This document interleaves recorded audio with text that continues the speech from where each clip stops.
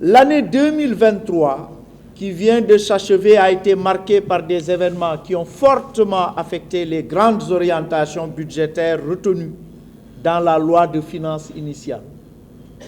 En effet, la gestion budgétaire au titre de l'année 2023 s'est déroulée dans un contexte international caractérisé notamment par la persistance des incertitudes liées aux tensions géopolitiques avec la poursuite de la guerre russo-ukrainienne et la crise israélo-palestinienne.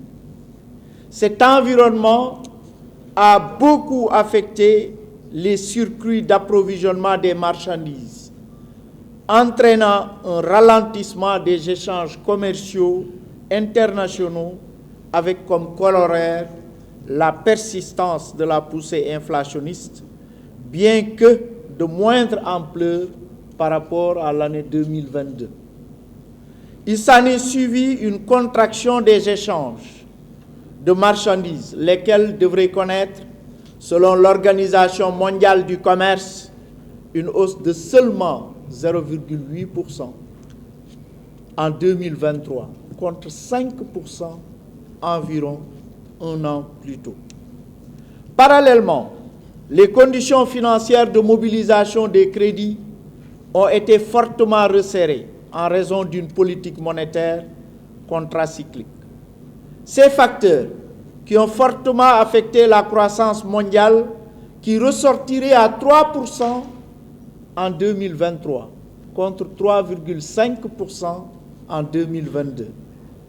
Se sont répercutés sur la conjoncture sous-régionale, déjà en proie à une situation sécuritaire encore déliquescente.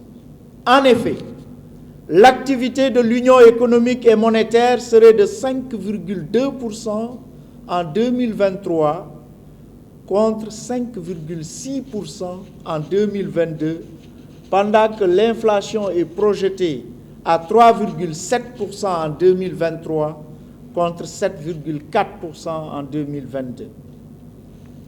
Au niveau interne, le report de la date de démarrage de l'exploitation des ressources pétrolières et gazières, ainsi que les tensions sociopolitiques internes au courant du premier semestre 2023, se sont greffés à cette conjoncture déjà difficile, entraînant ainsi la révision à la baisse de la croissance de 2023 qui s'établirait finalement à 4,1% en 2023 contre 4,2% un an auparavant et 6,5% en 2021 et 1,3% en 2020.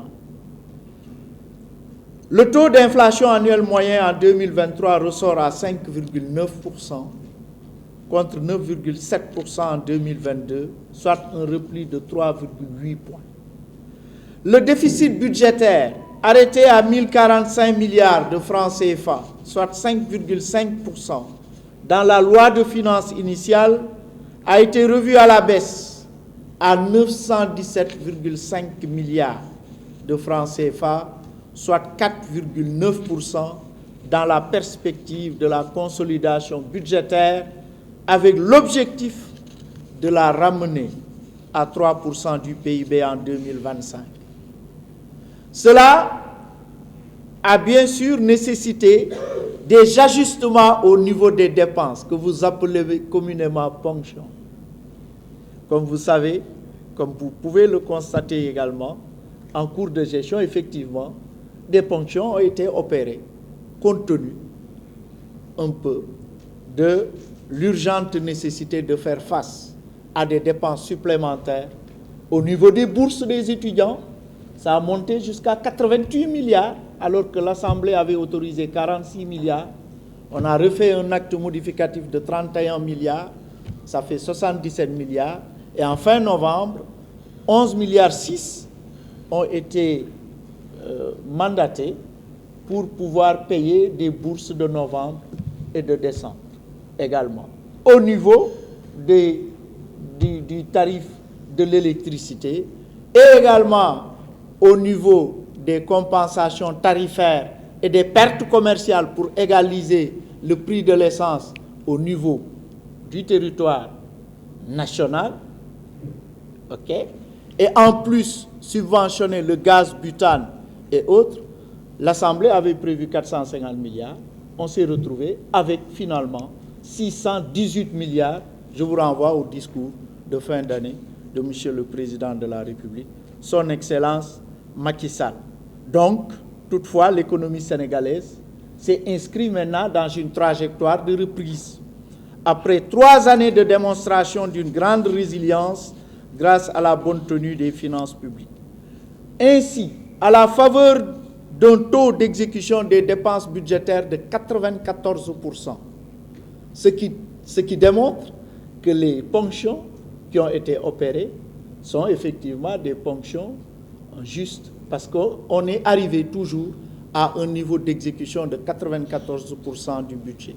De 2012 à 2023, la seule année où le taux d'exécution du budget a été inférieur à 90%, c'est en 2013, 88,8%, quasiment 89%. C'était la première année d'implémentation de la réforme du Code général, donc des impôts, qui nécessitait effectivement un certain temps pour que effectivement les résultats, donc du point de vue de la mobilisation des recettes, qu'on puisse les avoir. Et après, un an après, je me rappelle, le directeur général des impôts et domaines en son temps, qui était chez Ahmed Tidjanba, avait réussi, son service avait réussi à atteindre la barre des 1000 milliards de recettes recouvrées. Le taux, donc, 94%, donc d'importants programmes quand même et projets se sont réalisés en 2023, conformément au plan d'action prioritaire 2, ajusté et accéléré. Sans être exhaustif, compte tenu des contraintes de temps, j'en évoquerai quelques-uns. C'est largement revenu dans l'exposé des motifs de la loi de finances 2024 et surtout aussi le dernier jour de la plénière à l'Assemblée nationale, donc pour défendre le budget 2024. Ces projets, c'est d'abord les travaux de prolongement du TER, le train express régional de Diamniadio à l'aéroport international Blaise Diagne, dont la finalisation est prévue durant le premier semestre 2024. C'est le démarrage des activités du projet de bus rapide transit, nouvelle dorsale autour de laquelle sera structurée une partie du réseau de transport urbain pour une partie de la banlieue de Dakar. C'est la relance du transport ferroviaire engagé avec la réhabilitation de l'axe Dakar-Tambacounda et des villes de l'intérieur. C'est la mise en service de la première phase du projet Keur Momar Sarr 3 qui a permis d'apporter une production journalière additionnelle de 130 millions de litres d'eau. Nous sommes à un taux d'accès à l'eau en milieu urbain de 98%, tandis qu'en milieu rural, on est quasiment au stade où nous sommes, à 96%, c'est dire l'accès universel en 2025 est quasiment à notre portée. C'est le renforcement des capacités de stockage dans le cadre de la politique de souveraineté alimentaire, mais également c'est la mise en œuvre des marqueurs sociaux. C'est le PUDC, Programme d'urgence de développement communautaire, c'est Promoville, Programme de promotion des villes, c'est le PUMA, Programme d'urgence de modernisation des axes et territoires frontaliers, c'est la CMU, c'est la couverture maladie universelle, c'est les bourses de sécurité familiale, sans oublier les importants programmes d'aménagement hydro-agricole et pastoral, d'infrastructures scolaires sanitaires, sécuritaires, culturelles et sportives, ainsi que les différents mécanismes de financement et d'insertion et de promotion socio-économique des jeunes et des femmes, DRFJ, ANPEJ et autres, FONGIP, j'en passe.